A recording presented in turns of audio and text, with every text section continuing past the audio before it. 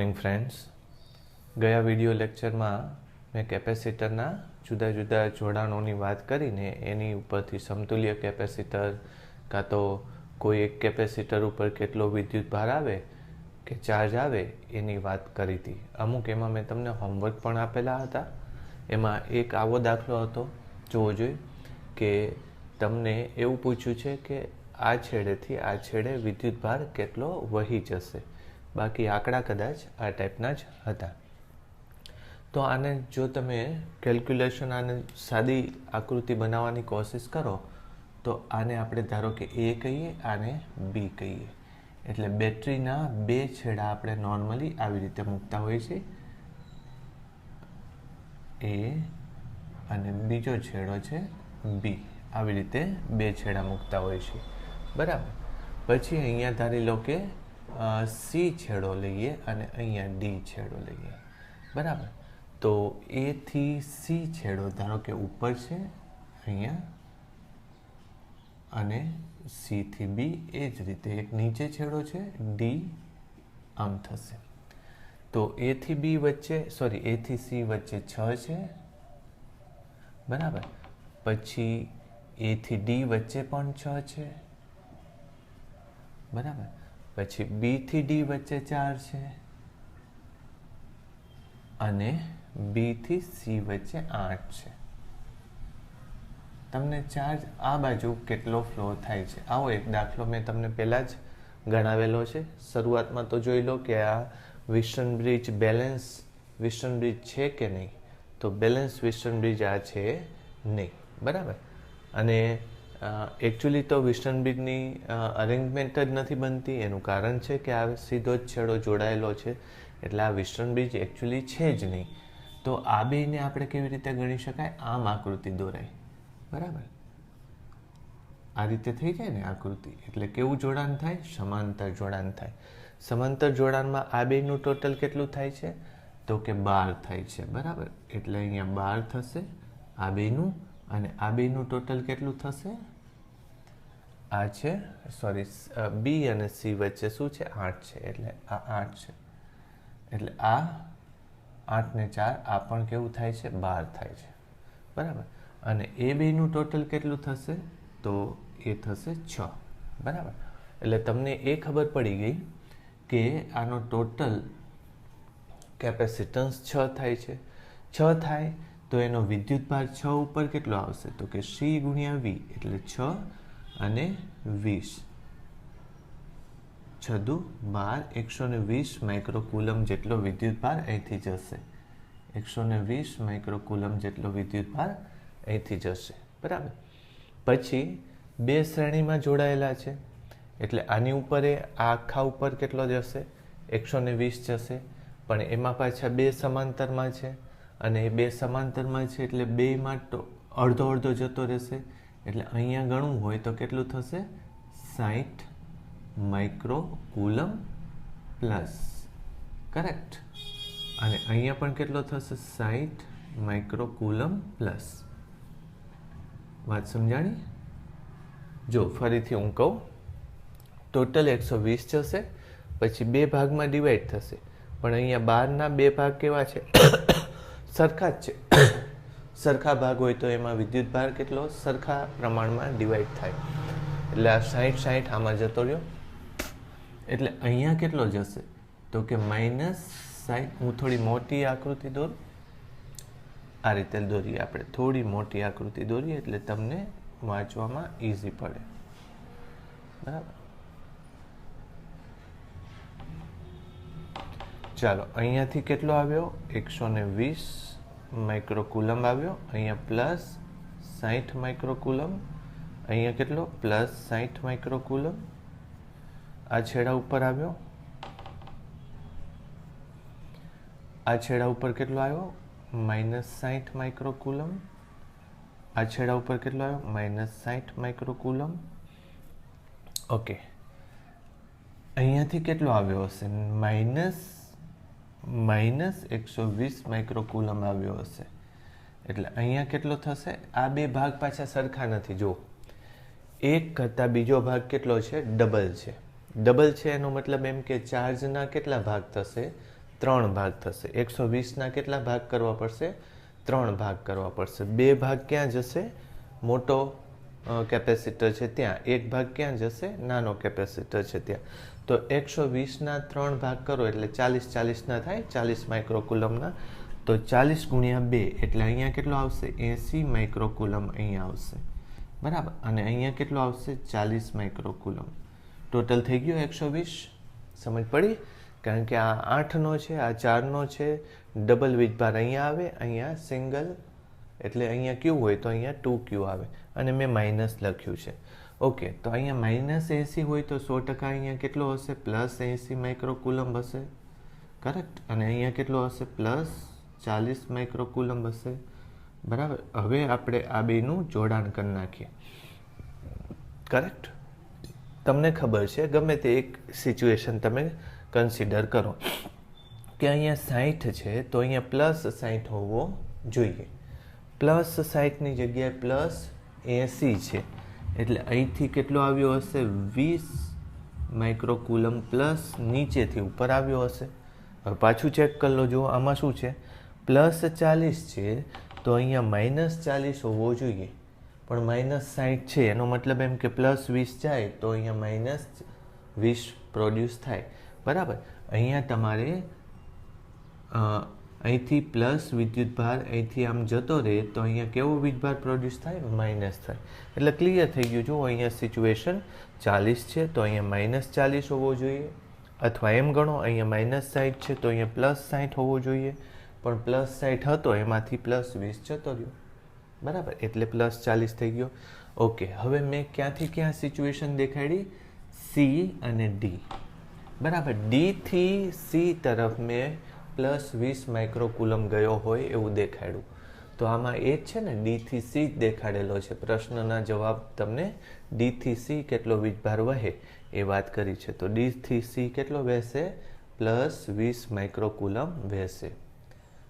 બરાબર. તો તમે આ દાખલો કદાચ ગણ્યો હશે અને મને લાગે છે સાચો થયો હશે, કારણ કે આવો એક દાખલો આપણે પહેલેથી કરેલો છે. રાઈટ. તો આવા પ્રશ્નમાં મુશ્કેલી થશે નહીં. ઓકે, હજી એક એવો પ્રશ્ન છે હોમવર્કમાં જ આપેલો, તો એ લઈ લઈએ.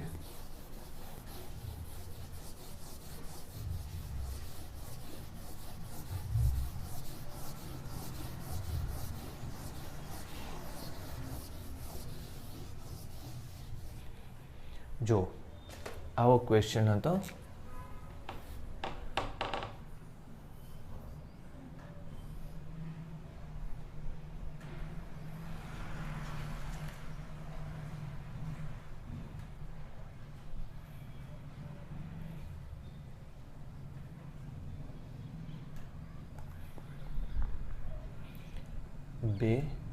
બે 1 2 1 અને અહીંયા મેં પૂછેલું કે અહીંથી અહીંયા કેટલો વીજભાર વહી જાય છે. બરાબર. આ છે 10 વોલ્ટ. કરેક્ટ. તો પહેલાં તો આનું સિમ્પલ આ પહેલાં જેવું જ છે. જો કેવી કન્ડિશન થશે? સમાંતર જોડાણનું છે. પહેલાં જોઈ લો. 2 + 2 એટલે અહીંયા કેટલો થશે? 4. કરેક્ટ. અહીંયા 1 + 1 એટલે પહેલાં તો આ મૂકી દઈએ, વચ્ચે 2 મૂકી દઈએ, અને પછી આ 1 + 1 મૂકી દઈએ એટલે 2. આવું થશે. પછી જુઓ આ 2 અને 2 વચ્ચે આમ જોડેલું છે એટલે એક જોડાણ આમ કરી નાખો તમે, અને એક જોડાણ પહેલાં અને બીજા વચ્ચે આમ છે. બરાબર. આમ 10 છે. ચલો જોવું જોઈએ. આ 10 વોલ્ટ છે. તમને કયા ભાગમાંથી વિદ્યુત પ્રવાહ વહેતો હોય એવું પૂછ્યું છે? અહીંથી અહીંયા. તો આ દાખલો મેં તમને પહેલાં કરાવેલો છે, થઈ જશે. જોવું જોઈએ. અહીંયા કેટલો વોલ્ટેજ આવશે? 10 વોલ્ટ અહીંયા આવશે, અને અહીંયા કેટલો આવશે? 10 વોલ્ટ આવશે, કારણ કે આ બે 10 વોલ્ટ છે. અહીંથી આખો આ 10 વોલ્ટ થશે. આ છે 0 વોલ્ટ, અને એટલે જ આ કેટલો થશે? 0 વોલ્ટ થશે. તો તમને ખબર પડી ગઈ કે આની ઉપર કેટલો વીજભાર આવવો જોઈએ? તો આની ઉપરનો વિદ્યુતભાર 4 × 10 એટલે કે 40 આવવો જોઈએ. એટલે અહીંયા કેટલો થશે? +40 આવશે. બરાબર 1 મિનિટ પ્લસ 40, તો અહીંયા કેટલો થાય -40 માઇક્રોકુલમ. 40 માઇક્રોકુલમ એવો થયો. બરાબર. હવે જો કદાચ તમારે આખું ન લેવું હોય તો તમને આનું જ પૂછ્યું છે તો એનો જવાબ તમને આવડશે. આ 3 કેવા જોડાણમાં છે મેં તમને પહેલાં જ કીધું કે આકૃતિ ઉપરથી ખબર પડી જાય. વેસ્ટર્ન બ્રિજ નથી. કેવું જોડાણ છે? સમાંતર જોડાણ છે. સમાંતર જોડાણમાં 2 + 2 4 + 4 8. 8 અને 10 વોલ્ટથી તમે એને ચાર્જ કરો છો એટલે ટોટલ 8 × 10 વોલ્ટ એટલે 80 માઇક્રોકુલમ તમે અહીંથી આપો છો. કેટલો આપો છો? 80 માઇક્રોકુલમ વીજભાર અહીંયા આપેલો હશે. એમાંથી +40 અહીંયા જતો રહ્યો એટલે +40 આમાંથી વહી ગયો હોય. બરાબર. કારણ કે +40 આમ ગયો તો +40 આમ જવો જોઈએ. તમને આગળ કંઈ પૂછ્યું હોય તો એ પણ મળે. જેમ કે અહીંયા +40 ગયો. હવે આ બેનો તમે ટોટલ વીજભાર કેટલો ગણી લો. જો આ 10 વોલ્ટ છે, 10 × 2 એટલે 20 અહીંયા આવશે. એટલે 20 માઇક્રોકુલમ અહીંયા, -20 અહીંયા આવશે. તો 40 અહીંયા ગયો, એમાંથી 20 આ બાજુ ગયો એટલે +20 અહીંયા ગયો એમ કહેવાય. બરાબર. જો એ +20 હોય તો આ -20 થશે. કરેક્ટ. હવે તમે જોઈ લો તો કે બધું એડજસ્ટ થઈ જાય છે કે નહીં. 1 મિનિટ. કરેક્ટ. રાઈટ. જો 80 માઇક્રોકુલમ આમ ગયો, અહીંયા કેટલો ગયો હશે? -80 માઇક્રોકુલમ ગયો હશે. -80 માંથી -20 આમ ગયો એટલે 60 વધ્યો.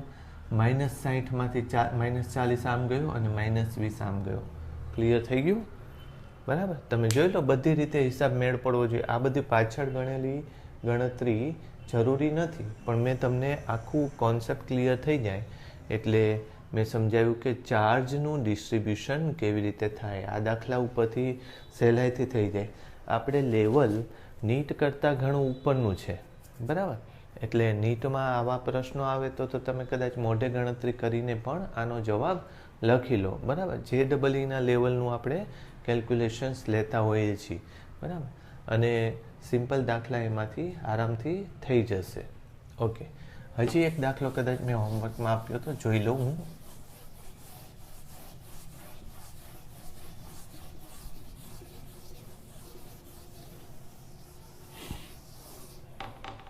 જોવું જોઈએ.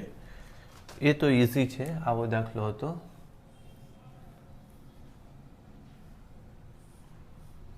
બધા ઉપર C કેપેસિટર છે એવું કીધું હતું ને.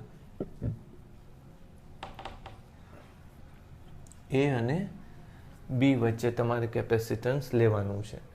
જો આ તમે ફરીથી વિચારો તો આ શેના જેવી કેલ્ક્યુલેશન છે. જો પહેલાં તો લખીએ A અને B. AB વચ્ચે સીધો જ એક કેપેસિટર જોડાયેલો છે, એ આવી ગયો. બરાબર. પછી A થી B જવાનો બીજો એક સમાન રસ્તાઓ છે, 1 કિલોમીટર અને 2 કિલોમીટર. એટલે 2 કિલોમીટરવાળા 2 રસ્તા છે, 1, 2. તો ત્યાં લખી શકો તમે C અને અહીંયા પણ લખી શકો C.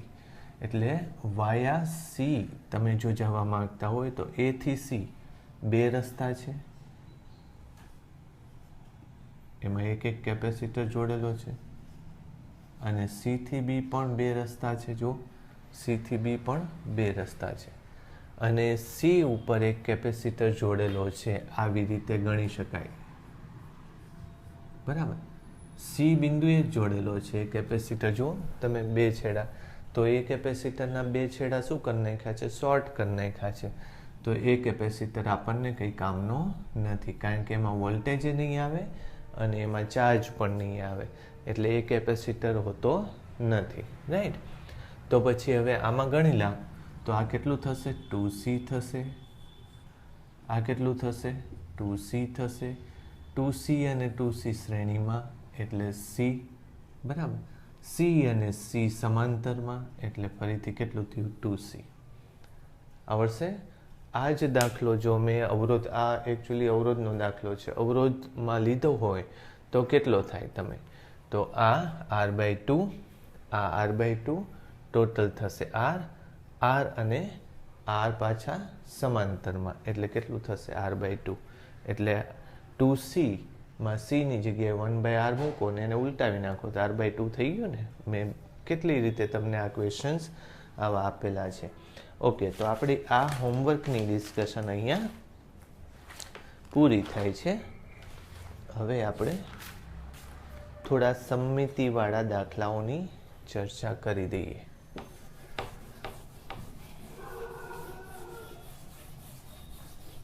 એકચ્યુઅલી આપણે નીટની પરીક્ષા થોડી મોડી જવાની, એટલે થોડો કોર્સ કવર થઈ જાય એ માટે હું થોડું લંબાણપૂર્વક લઉં છું. આવા કદાચ તમે દાખલા જોયા હોય.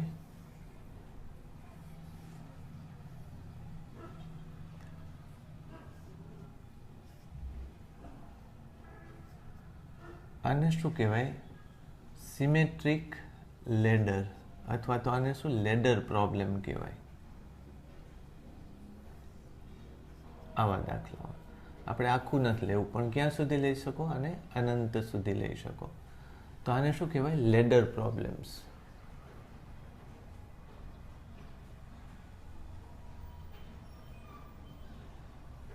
એ કેપેસિટરમાં પણ આવે અને અવરોધમાં પણ આવે.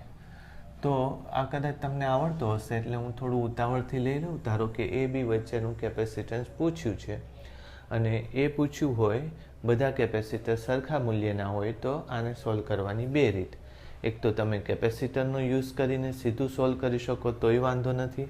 નહીંતર આ બધા મેં તમને શું કીધું હતું કે જ્યારે નેટવર્ક આપેલું હોય અને એમાં સમાન કેપેસિટરો જોડ્યા હોય તો એ બધા કેપેસિટરોની જગ્યાએ અવરોધ ગણીને તમે આ દાખલો ગણી શકો. એટલે કેપેસિટરવાળું હું સોલ્વ તો કરાવું, પણ કદાચ તમે અવરોધવાળો દાખલો આમાં ગણેલો છે, બરાબર, અને તમને આવડે છે, તો પછી કેપેસિટરનો દાખલો શીખવાની જરૂર નથી. એની જગ્યાએ તમે અવરોધ ગણી નાખો. એટલે હું તમને અવરોધની રીતે પહેલાં કરાવી દઉં, અને પછી આપણે કેપેસિટરની રીતે લેશું. એક અવરોધ અહીંયા છે, અહીંયા છે, આવી રીતે છે ને.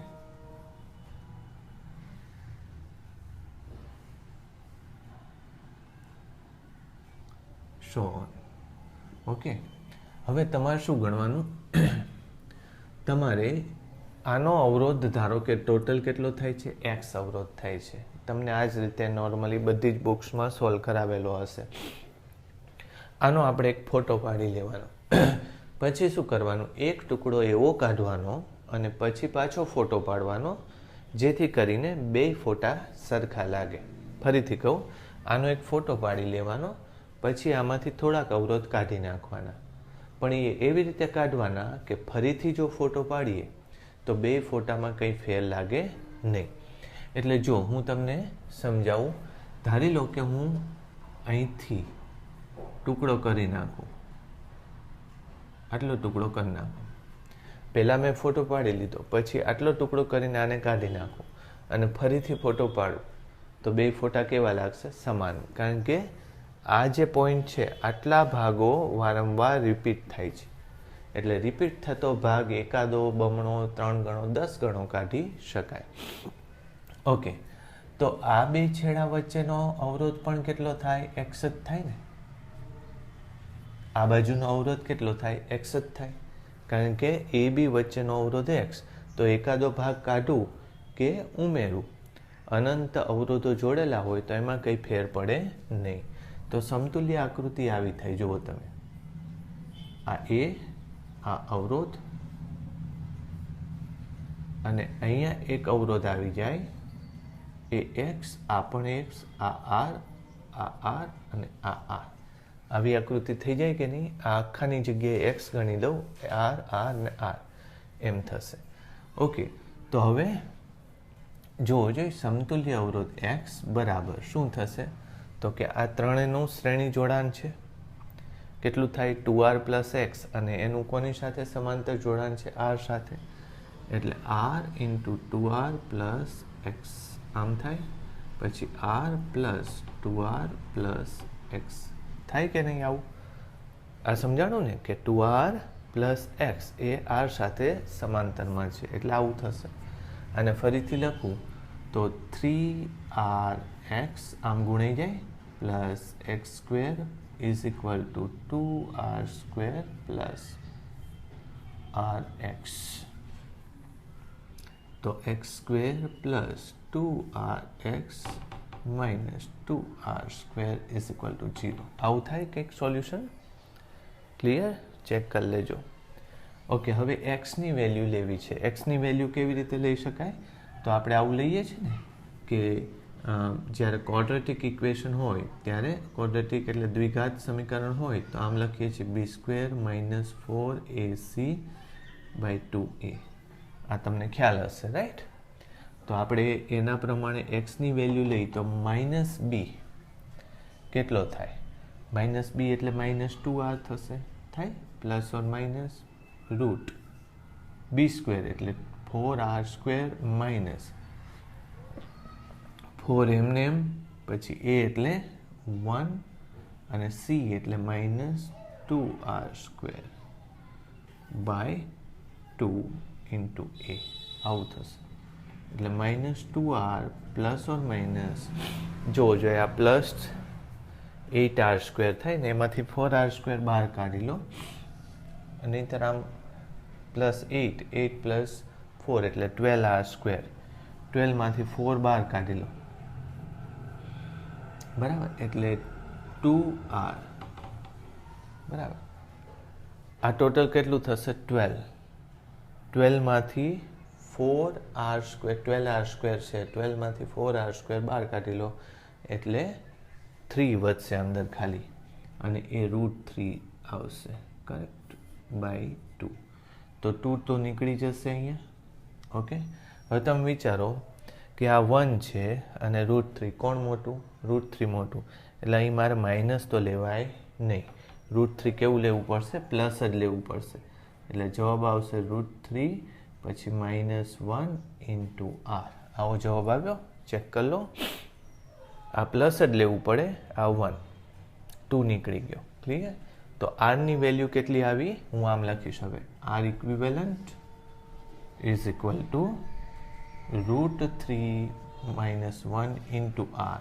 Therefore, C equivalent, અથવા તો આમ લખું,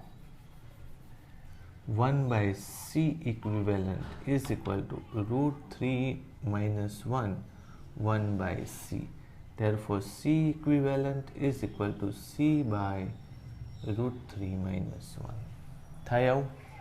એટલે તમને જો r ના સ્વરૂપમાં મેં કિંમત લઈ લીધી, સમજ પડી? પણ હવે તમારે શું કરવાનું? શેના સ્વરૂપમાં કિંમત લઈ લેવાની? સી ના સ્વરૂપમાં. એટલે આર ના સ્વરૂપમાં તમારા દાખલાઓ ગણી નાખવાના, અને જે આર ઇક્વિવેલન્ટ એટલે સમતુલ્ય આર આવે એમાં શું કરી નાખવાનું? 1 બાય સી કરી નાખવાનું, રાઈટ? આર ઇક્વિવેલન્ટની જગ્યાએ 1 બાય સી ઇક્વિવેલન્ટ, આરની જગ્યાએ 1 બાય સી કરી નાખવાનું. એટલે સહેલાઈથી જવાબ મળી જાય. તો આ એક નવી રીત થઈ, અને હું તમને સીની રીતે આમે જે રીતે ટ્રીટમેન્ટ કર્યું ને એ જ રીતે હું આમાં કરી શકું, પણ આપણે શું કામ વધારે ડિટેલમાં પડવું? તમને ખબર જ છે, મેં કીધું છે કે સમાન મૂલ્યના કેપેસિટર નેટવર્કમાં હોય ત્યારે અવરોધમાં જે કામ થતું હોય એ જ રીતે તમે ગણી નાખો, એટલે વાત પૂરી. સમજ પડી ગઈ? ઓકે, તો આ દાખલો બીજા હું તમને હોમવર્કમાં આપું છું, અને આમાં 4 દાખલા જ થશે, વધારે એવા થશે નહીં. તો હવે પેલા લેડર પ્રોબ્લેમમાં હોમવર્કમાં આપવામાં કયા દાખલા લઈ શકાય? એક તો આ જ દાખલો ગણો,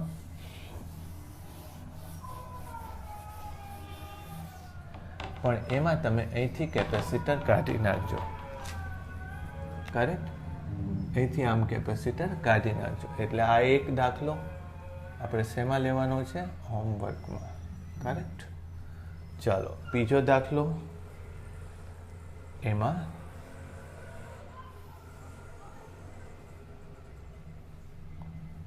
અહીંયા મૂકી દઉં કેપેસિટર હું. ફેર શું પડ્યો ખબર પડી તમને?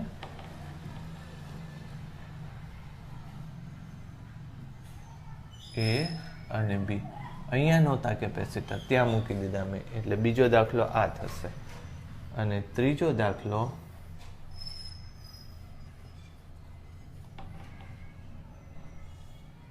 આ જ છે, પણ નીચેનો કેપેસિટર કાઢી નાખું, અહીંથી કેપેસિટર કાઢી નાખ્યું.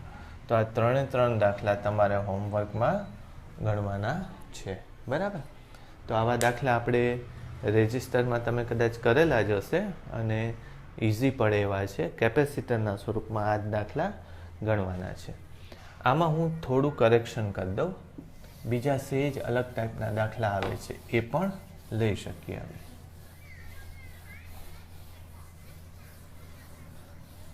છે તો લેડર પ્રોબ્લેમ જ, પણ ધારી લો કે આવી રીતનો એક દાખલો આપ્યો છે અને આ પૂછાયેલો દાખલો છે. આમ તો અવરોધ માટે પૂછાયેલો દાખલો છે, પણ આપણે કેપેસિટરમાં એનું કન્વર્ઝન કરી નાખીએ. પહેલાં તો હું અવરોધમાં જ ગણાવી દઉં તમને. બરાબર. આર,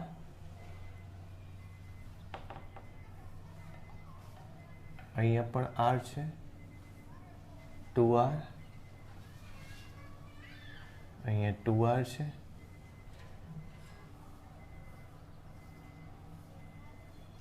R, અહીંયા 4R છે અને આમ સળંગ ચાલે છે. બોલો, સમજ પડી? તો થોડો અઘરો પડી ગયો આ દાખલો, પણ તમે જોશો ને તો જે કંઈ પણ દાખલામાં એક્સ આવે છે, સમતુલ્ય એક્સ જે આવે છે, અહીંયા કંઈક આંકડો આવે છે અને ગુણ્યા આર આવે છે. બરાબર. બધા જ દાખલામાં શું થાય છે? એક્સ બરાબર કંઈક આંકડો ગુણ્યા આર. આગળ જે દાખલાઓ લીધા ને એમાં એક્સ બરાબર કંઈક આંકડો ગુણ્યા આર આવે. ઓકે. એટલે તમને હવે ખબર પડી ગઈ કે જો હું આ બે વચ્ચેનો કંઈક કિંમત લેવા માંગીશ તો એ કેટલું આવશે? એક્સ બરાબર કંઈક આંકડો ગુણ્યા આર આવશે. હવે જો હું પહેલો ભાગ કાઢી નાખું, એટલે આમ રહેવા દઉં,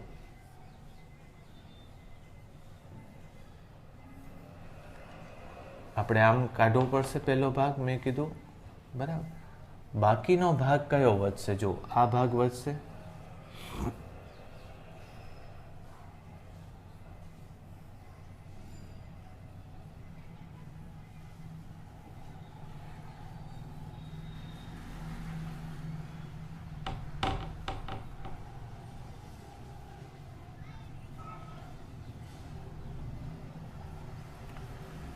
આમ થશે. એટલે અહીંથી મેં ટુકડો કરી નાખ્યો, અહીંથી મેં ટુકડો કરી નાખ્યો. કરેક્ટ. મેં અહીંયા શું લીધું? આને એક્સ લેશું, તો એક્સ બરાબર કંઈક આંકડો ગુણ્યા આર. તો આને જો હું ફરીથી આ ટુકડો કર્યા પછી આની કિંમત કેટલી થાય? આની કિંમત જો હું લેવા જાઉં, ધારો કે, તો એને અત્યારે એક્સ ડેશ કહું, તો એક્સ ડેશ બરાબર શું થશે જોવું જોઈએ. એક્સ ડેશ બરાબર આ જ આંકડો, એ જ થશે ને, કારણ કે જોડાણ કેવું છે? સરખું જ છે. જુઓ તમે, જોડાણ કેવું છે? સરખું. એટલે આની ઇન્ટુ ધારો કે √3 આવ્યા, તો એક્સ બરાબર √3 ગુણ્યા પહેલો અવરોધ આર. પછી આને જો હું કાઢું તો એક્સ ડેશ બરાબર √3, એટલે કે આ જ વસ્તુ ગુણ્યા શું આવશે? તો કે આ પહેલો જે અવરોધ છે એ આવશે. સમજ પડી કે નહીં? શું આવશે? 2R આવશે. સમજ પડી? ધારો ને કે હું આને કે લખી નાખું તો આ જવાબ આવો આવે કે નહીં? એક્સ ડેશ બરાબર કે. એટલે જો મારે આમાં જોડાણ કરવું હોય તો શેનું જોડાણ થાય? બોલો જોઈએ. અહીંયા એક અવરોધ આવી ગયો, એ અવરોધ કયો આવી ગયો? એક્સ ડેશ આવી ગયો. અને એક્સ ડેશ બરાબર કે ગુણ્યા 2R થશે. તો 2 બહાર કાઢી લો તો કે ગુણ્યા આર, અને કે ગુણ્યા આર એટલે 2x થશે. તો અહીંયા મારે એક્સ ડેશની જગ્યાએ શું લખવું જોઈએ? જોવું જોઈએ ફરીથી.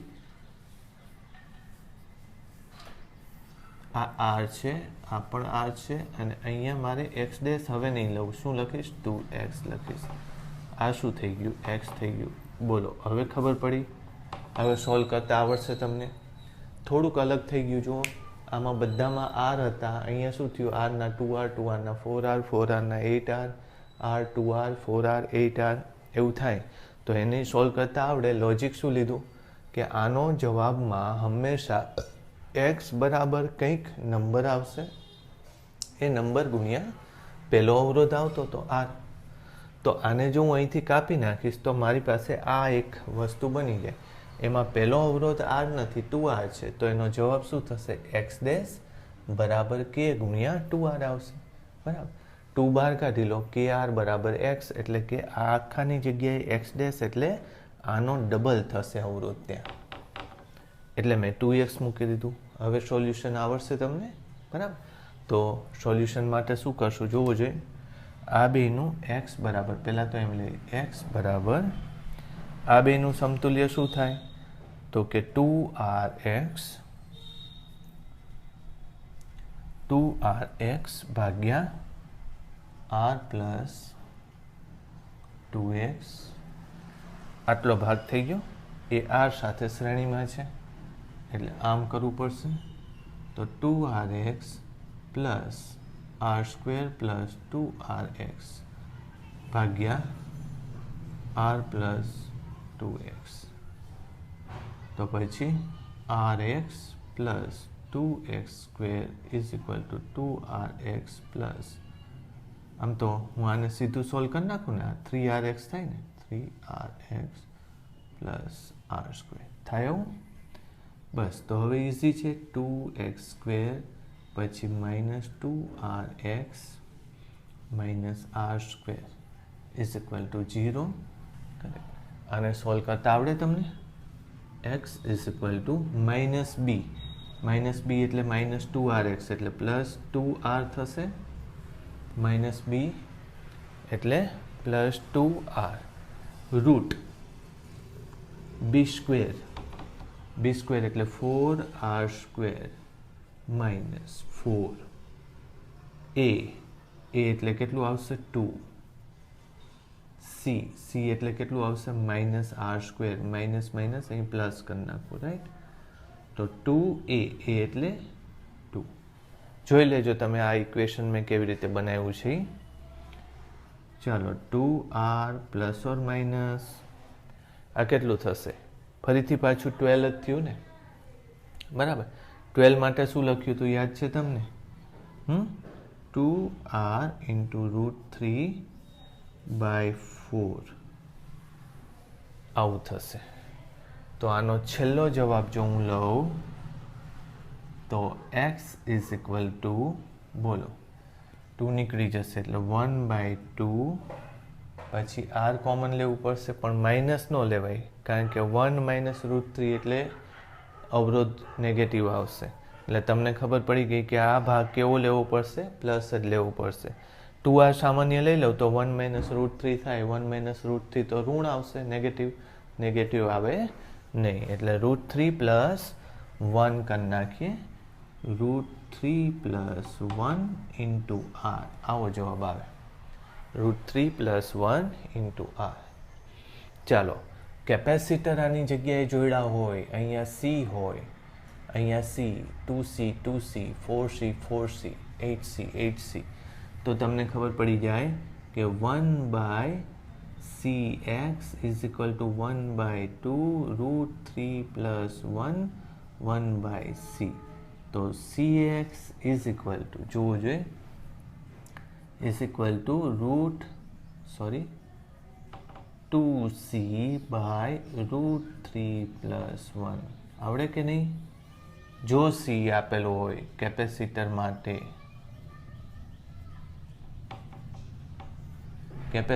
માટે, જો લઈએ તો દાખલો આવો થશે કે નહીં?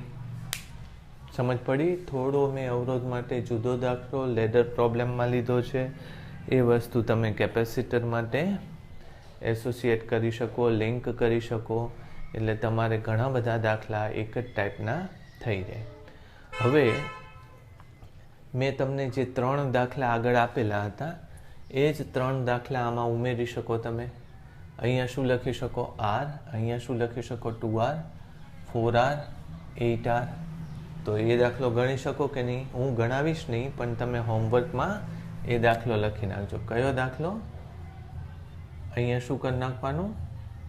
r, 2r, 4r લઈને કરવાનું.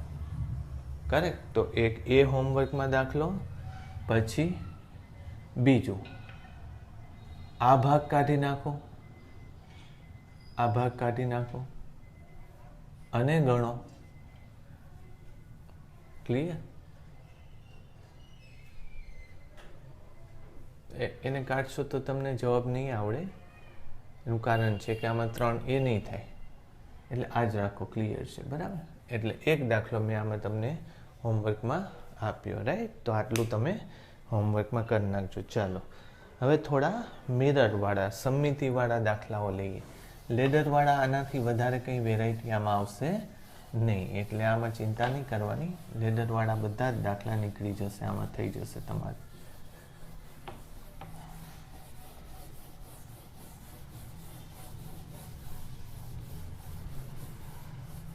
હવે સિમેટ્રી અથવા સમમિતિના કેપેસિટરના દાખલાઓ લઈ લઈએ.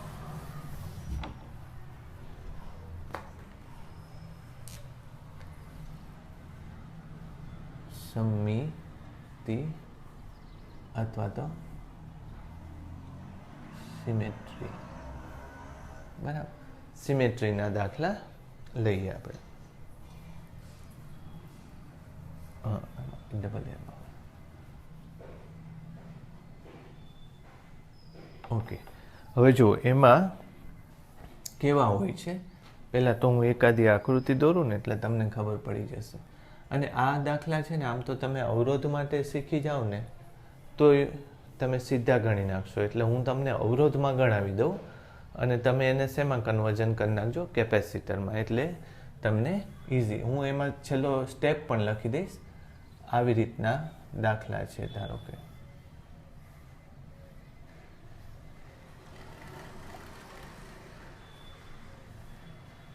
કેપેસિટર હોય કે અવરોધ હોય, આમાં બે વસ્તુઓ સી એન્ડ આર.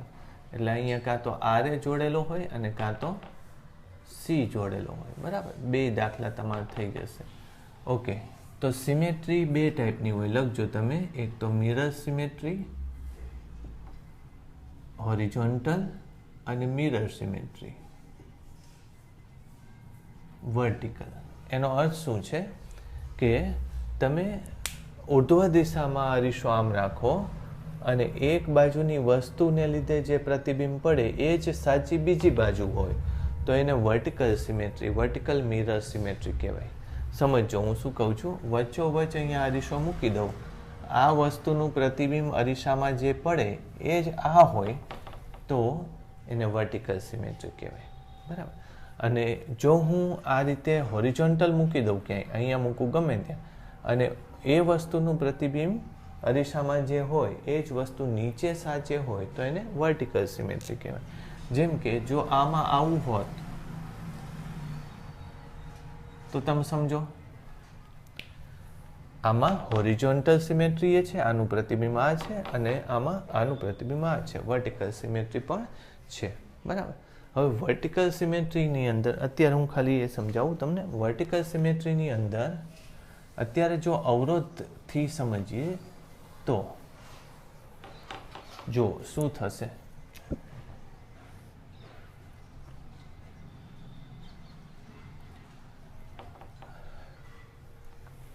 અવરોધથી સમજીએ તો શું થશે. અહીંયા જે પ્રવાહ ગયો હોય, અત્યારે હું રેઝિસ્ટર લઉં છું, ધ્યાન રાખજો. અહીંયા જે પ્રવાહ ગયો હોય એ સમમિતિમાં અહીંયા આમ નીકળતો પ્રવાહ હોય કે નહીં? આ આઈ હોય તો આ પણ આઈ જ નીકળે. આ આઈ ડેશ હોય તો આ પણ કેટલો પ્રવાહ નીકળે? આઈ ડેશ જ નીકળે.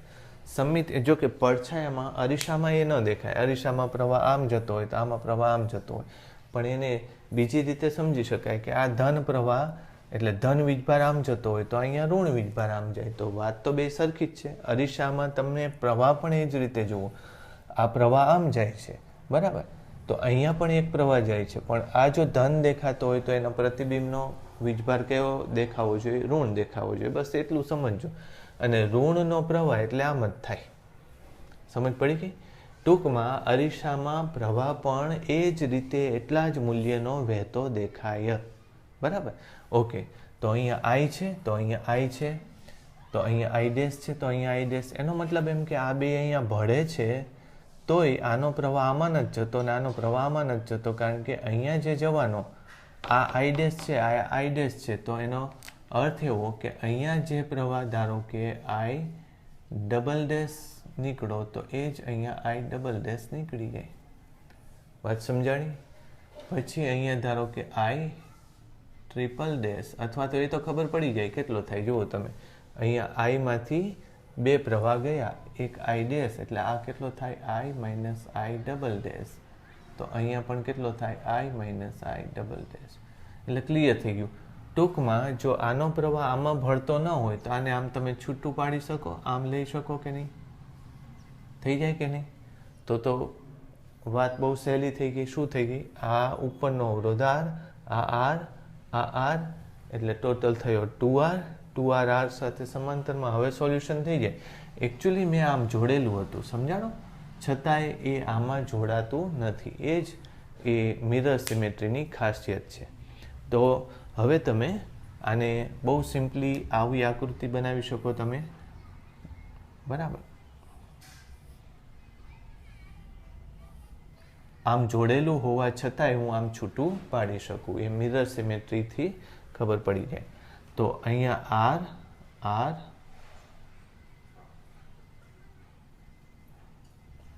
ચાલો આ કેટલું થયું ટોટલ? 2R. 2R ને આર સમાંતરમાં, એટલે મેં તમને કીધું હતું ને કેટલા ટુકડા પડશે? 3 ટુકડા. 2R/3 આનો જવાબ આવશે. આનો જવાબ શું આવશે? 2R/3. ઓકે, આ બધું શ્રેણીમાં છે, એટલે R વત્તા R, 2R, 2R plus 2R/3, એટલે ટોટલ ઉપરનો કેટલો થશે? 2R plus 2R/3. એનો મતલબ એમ કે 6 ને 2 8. 8R/3. 8R/3. નીચે કેટલું થશે? નીચે 2R થશે, બરાબર? હવે આ બેને સોલ્વ કરી નાખવાનું, બરાબર? એટલે શું આવશે? 2R ઇન્ટુ 8R/3 પ્લસ નીચે 2R 8R/3. આ થયું R. કરેક્ટ? તો આ કેટલું આવશે? 6 ને 8, 14R/3. ઓકે, એટલે 2R plus 8R/3, 14R/3. R/3 નીકળી ગયા. આ થશે 7. 8R/7. તો જો આની જગ્યાએ મેં કેપેસિટર લગાવ્યો હશે તો કેપેસિટર શું આવશે? તો કે 7C/8. એવું આવે કે નહીં? આ અવરોધ છે એમાં આરની જગ્યાએ 1/c કરી નાખો, આને 1/c કરી નાખો, એને ઉલટાઈ નાખો, એટલે 7C/8. જો આની જગ્યાએ મેં કેપેસિટર લગાવ્યો હોત તો. સમજ પડી? એટલે આ તો પહેલું એક કન્ડિશન મેં લીધી. આમાં એક બીજી એ મેથડ તમે કરી શકો. આમાં આ બેના પોટેન્શિયલ કેવા ગણી શકાય? આના પોટેન્શિયલ સરખા ગણી શકાય. જો એવું થાય તો એક આકૃતિ આવી એ બને.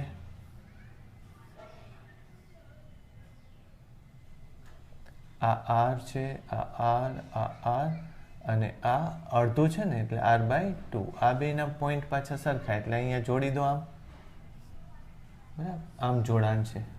હવે તમે વિચારો, આ બે કેવા થયા? સમાંતરમાં થયા. R અને R/2 સમાંતરમાં. તો જવાબ શું આવશે? R/3 આવશે ને. R અને R/2 સમાંતરમાં, તો R/3 આવ્યો. આનો જવાબ ટોટલ કેટલો આવ્યો? R/3. R/3 અને R શ્રેણીમાં, એટલે 4R/3 થશે. ઉપર કેટલો આવી ગયો? 4R/3 આવી ગયો. નીચે કેટલો છે? R. એનું ટોટલ શોધી કાઢો તમે, 4R/3 નું. અને એટલે 4R/3 ઇન્ટુ R, પછી બેનો સરવાળો કરી જ નાખીએ, એટલે 7R/3. R/3 નીકળી ગયા. ટોટલ આવ્યો 4R/7. બોલો, આટલા અડધા ભાગનો જવાબ કેટલો આવ્યો? 4R/7 આટલાનો. તો આ બાજુમાં છે જ, એટલે ટોટલ જો લેવા જઈએ ઇક્વિવેલન્ટ તો 4R/7 બીજા આવશે. આ તો મેં અડધાનું કર્યું, અડધાનો આટલો આવ્યો, બીજો અડધો એની સાથે શ્રેણીમાં છે, ટોટલ આવી ગયો 8R/7, બરાબર? તો આવી રીતે કેલ્ક્યુલેશન કરી શકાય.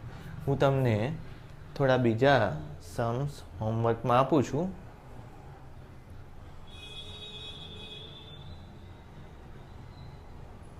આમ તો આવતી વખતે લેશું, બરાબર?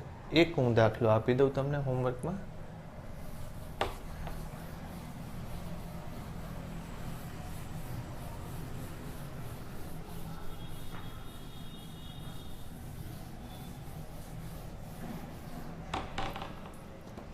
ચલો એક આ દાખલો હોમવર્કમાં લઈ લો.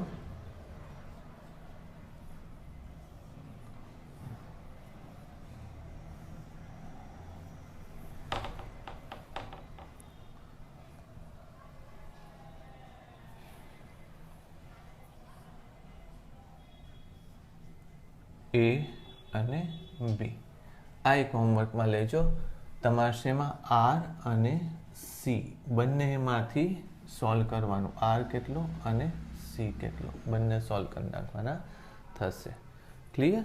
તો આ એક દાખલો લો. આવતી વખતે હું તમને થોડા સિમેટ્રીના હજી એકાદ બે દાખલા કરાવીશ, પછી આપણે કેપેસિટરની એનર્જીસનું કામ કરશું. બરાબર?